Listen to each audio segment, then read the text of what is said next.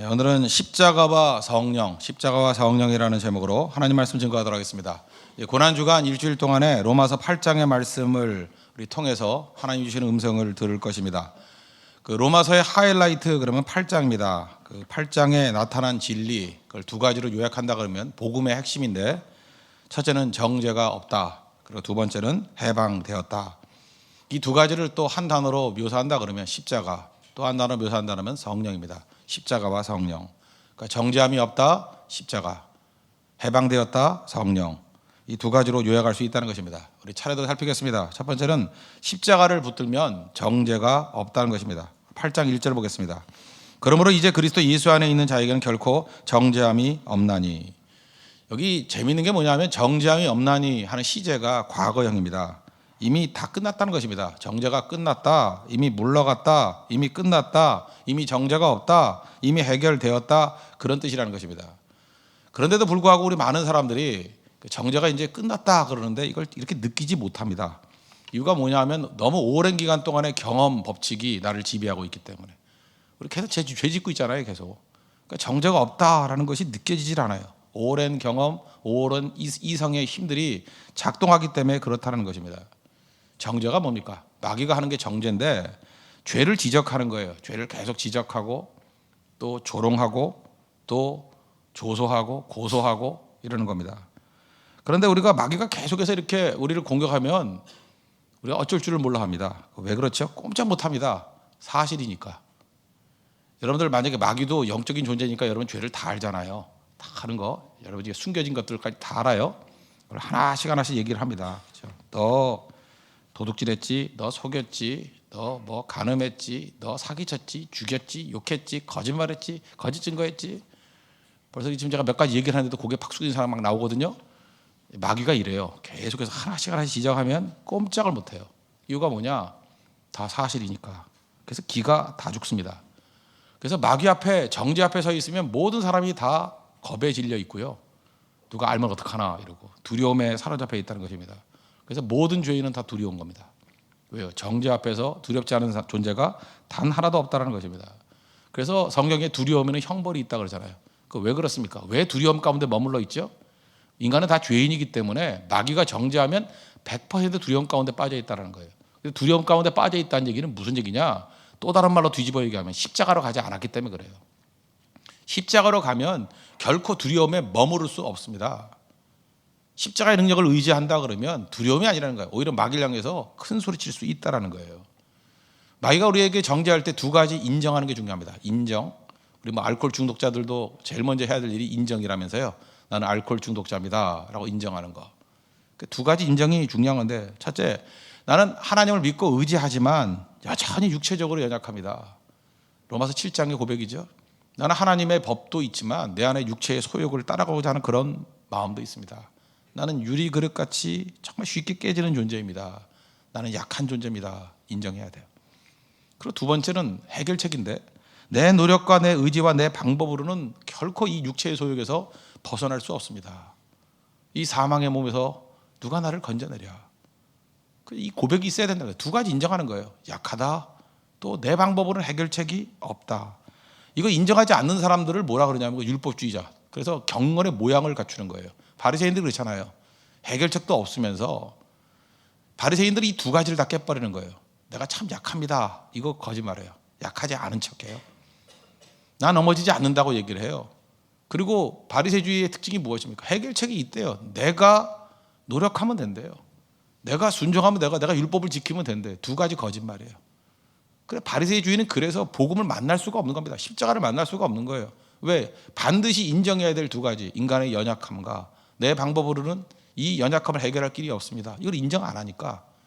그래서 경건의 모양은 있지만 경건의 능력이 없다고 그러잖아요. 모양만 갖추는 겁니다. 가면 쓰고 있는 거예요. 아무 힘도 없다는 것입니다. 그러면 이 상태가 됐을 때 우리가 나갈 게 뭐예요? 십자가 붙드는 거예요. 십자가. 여러분, 죄사함의 그 근거, 죄사함의 근거는 사실 로마서에 나오지만 에베소서 1장 7절 이런 구절을 좀 암송할 필요가 있습니다. 나중에 우리가 에베소서를 강의할 건데 에베소서 1장 7절을 보면은 죄사함의 근거가 나와 있어요. 우리는 그리스도 안에서 그의 은혜의 풍성함을 따라 그의 피로 말미암아 속량 곧 죄사함을 받았느니라. 누가 물으면 이렇게 얘기하십시오. 우리가 죄사함을 받은 근거가 뭡니까? 그러면 두 가지예요. 은혜의 풍성함, 또 한 가지는 그의 피. 은혜의 풍성함이라는 게 뭐냐? 여러분 쉽게 납득은 잘 안 되는데 하나님의 은혜가 너무너무 큰 거예요. 그래서 하나님의 은혜로 말미암아 우리는 구원받기로 작정된 겁니다. 뭐 설명할 길이 없어요. 왜 그러냐 그러면 하나님의 은혜예요. 은혜.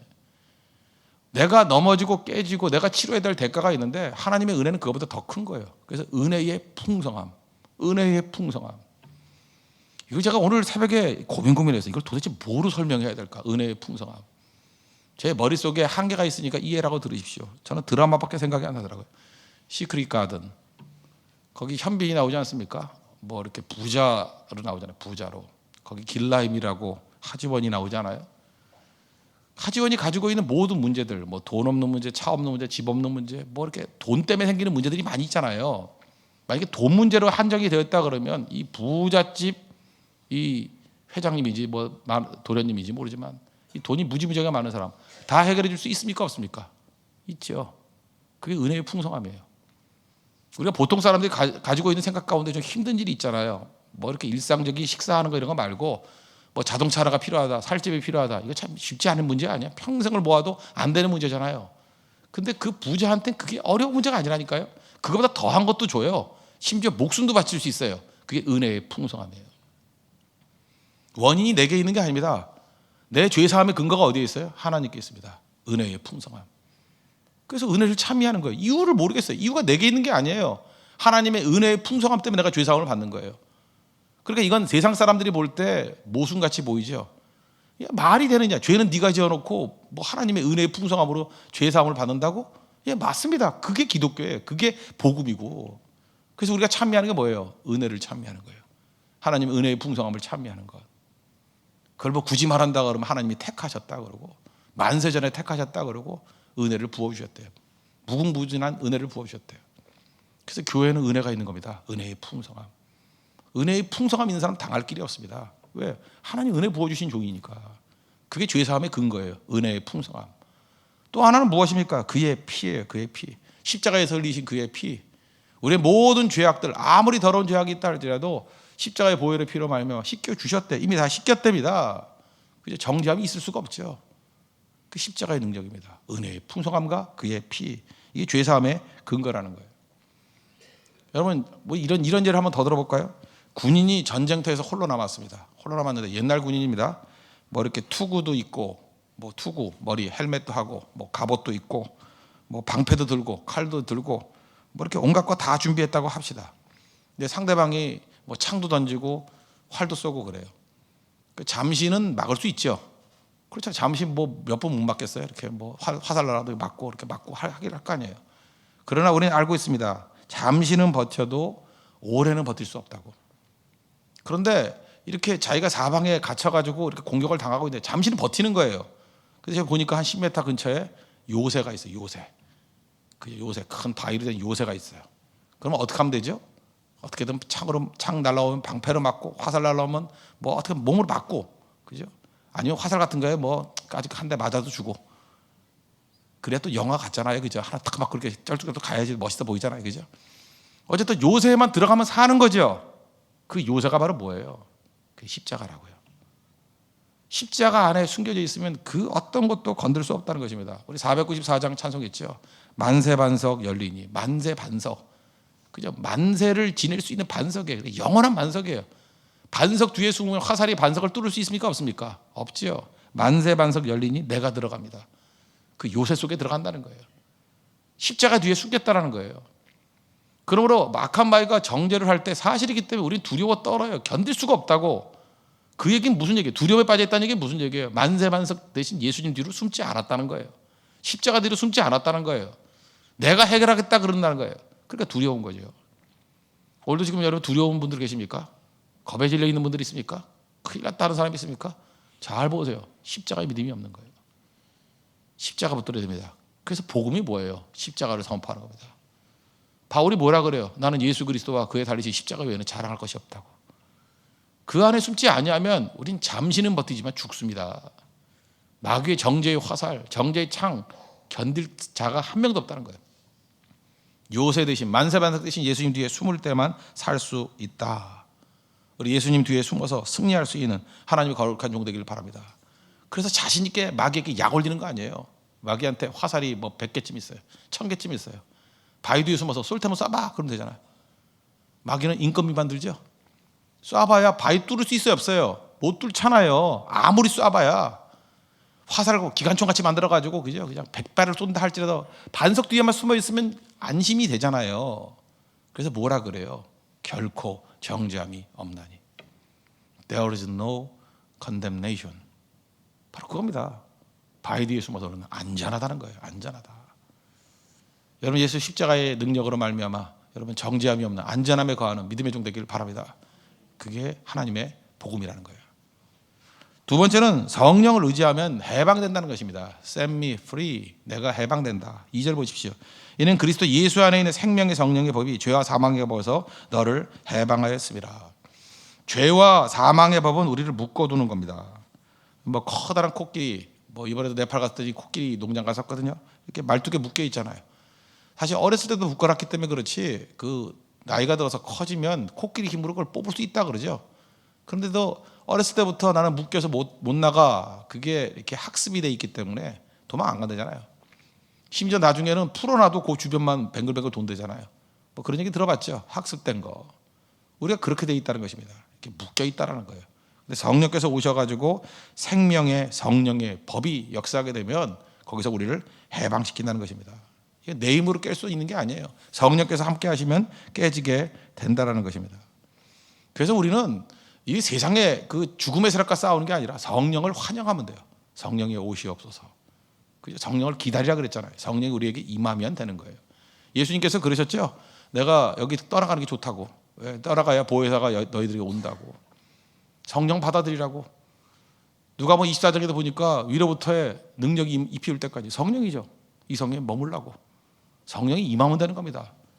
그래서 십자가의 능력과 또 하나 성령을 보내주신 거예요. 성령을 받아들이면 악의 세력들은 다 물리칠 수 있는 힘이 생긴다는 것입니다. 이게 해방의 논리예요. 이게 자유의 논리라고. 여러분 빛과 어둠과 똑같습니다. 성령은 빛과 같은 거예요. 우리 어둠이 있다 그러면 어둠을 물리치는 방법이 뭡니까? 어둠 속에 가가지고 칼 들고 막 설치는 거예요. 어둠아 물러가라 물러가라. 그럼 뭐 제정신이 아니고 미쳤다 그러죠. 어둠을 이길 수 있는 길은 간단한 것입니다. 빛이 들어오면 어둠은 물러가게 돼 있습니다. 빛을 받아들이면 어둠은 사라지게 돼 있습니다. 그래서 우리가 할 일은 뭐예요? 굳이 한다 그러면 성령이 오실 때 커튼을 젖히는 거예요. 커튼을 젖히면 빛이 들어오잖아요. 문을 여는 거예요. 그럼 성령과 함께 맑은 바람이 들어오잖아요. 그러니까 우리가 할 일은 뭐예요?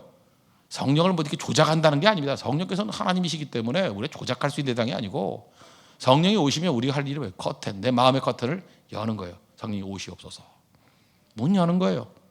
예수님 문 두드린다고 했잖아요. 여는 거예요. 그 성령이 오셔서 우리를 지배하신다는 것입니다. 우리와 함께 동행하신다는 거예요. 그러면 승리할 수 있는 거죠. 그래서 우리가 할 수 있는 게 뭐예요? 자꾸 마음 여는 거예요. 빛을 받아들이는 거라고요. 그 받아들이는 것들이 중에 제일 중요한 게 뭐냐면 입으로 시인하는 거예요. 시인하는 거. 그 자꾸만 고백하는 것이 중요하다는 거죠. 입으로 시인하고. 로마서 10장 10절 보니까 사람이 마음으로 믿어 의에 이르고 입으로 시인하여 구원에 이르느니라. 자꾸 입으로 시인하는 게 중요하다는 것입니다. 성령 의지하고 자꾸 그 사실을 선포하는 거예요. 성령이 나와 함께 하신다. 내 힘으로 담배 끊으려면 끊을 수 있습니까? 못 끊죠. 어떻게 끊어요? 전 그런 분도 봤어요.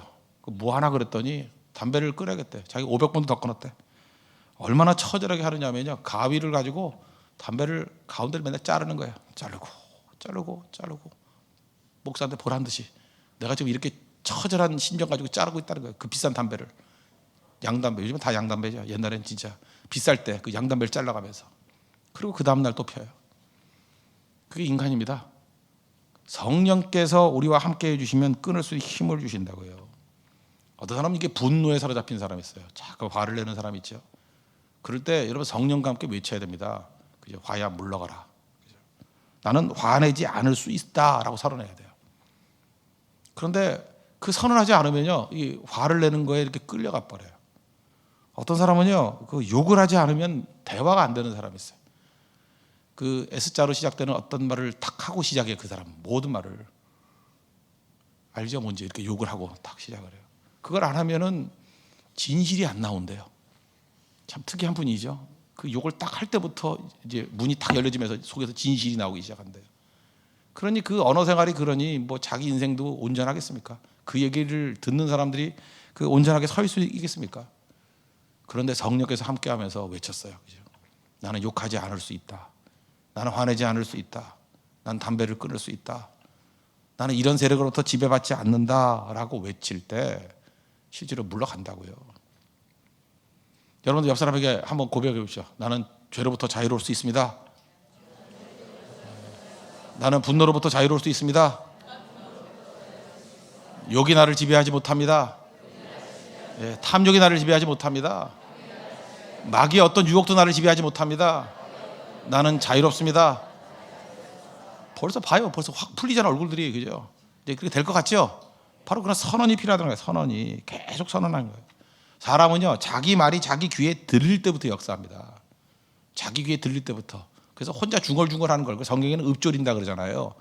시편 119편 한번 쭉 읽어봐요. 계속해서 하는 일이 뭐냐면 나는 주의 말씀을 계속 읊조립니다. 이렇게 중얼중얼 한다는 거예요. 자기 귀에 들릴 정도로. 어떤 사람은 뭐 성경을 갖다가 이렇게 읽는다가 내가 이렇게 뭐 컴퓨터 같은 걸 틀어놓고 이렇게 읽어주는 거 듣고 일독했다 그런 사람이 있는데, 그런 식으로 일독 못할 사람이 누가 있어요? 그거 그죠? 틀어놓고 주무시고 계시지 거의를. 자기 입으로 외쳐야 돼. 자기 입으로. 그죠? 자기 입으로 외쳐서 자기 귀에 들릴 정도로. 그죠? 자기 입으로. 그래서 어떤 때는 크게 읽을 필요성이 있습니다. 성경을 읽어야 그죠? 자기 귀에 들릴 정도로. 아니면 읽어줄 때, 읽어주는 사람이 변화가 되는 거예요. 귀에 들릴 때 그때부터 변화가 되기 시작한다는 것입니다. 여러분, 우리 교회마다 가보면, 저도 목사지만 설교 중에 제일 힘든 설교가 뭔지 아십니까? 전도 설교. 또 하나, 이거 복음 설교. 복음 설교. 복음 설교 잘 안 하는 이유가 뭔지 아십니까? 너무너무 힘들어요. 설교가 힘들어요. 왜 힘드느냐 하면, 복음 설교는요, 이성이 동의하지 않아요. 이성이 동의하지 않아. 그 예를 들어서 하나님의 은혜의 풍성함이 우리 죄를 씻었다. 이성이 동의하지 않아. 그거하고 무슨 관계가 있어요? 연결이 안 되는 것 같아요.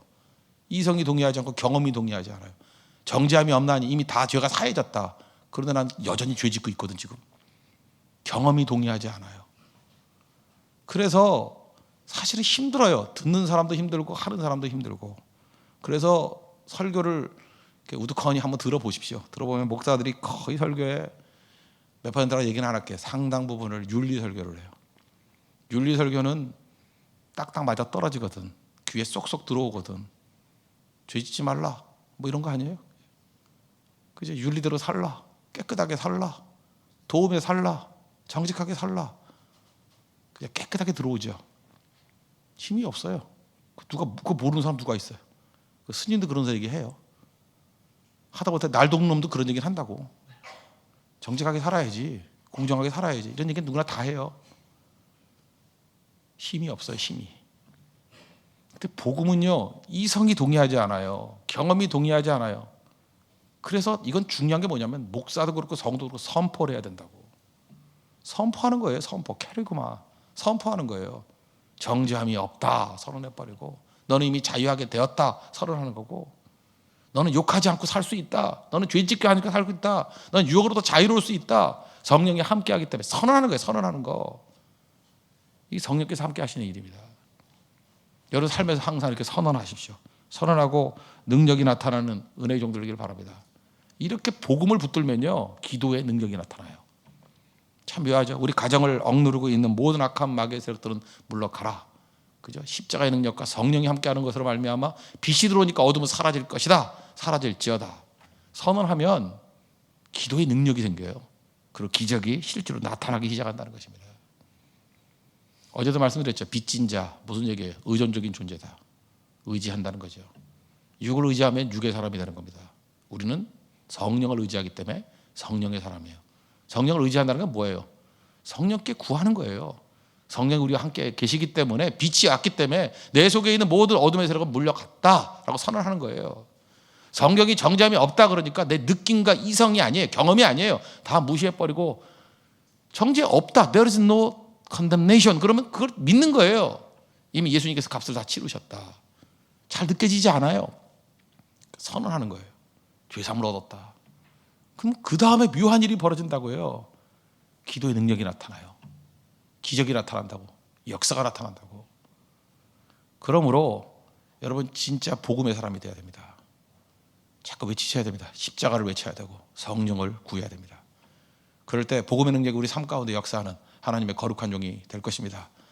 만세방자 되신 예수님 뒤에 숨으십시오. 십자가 뒤에 숨으십시오. 성령의 능력과 함께 일어서십시오. 해방되십시오. 자유롭게 되십시오. 그게 복음입니다.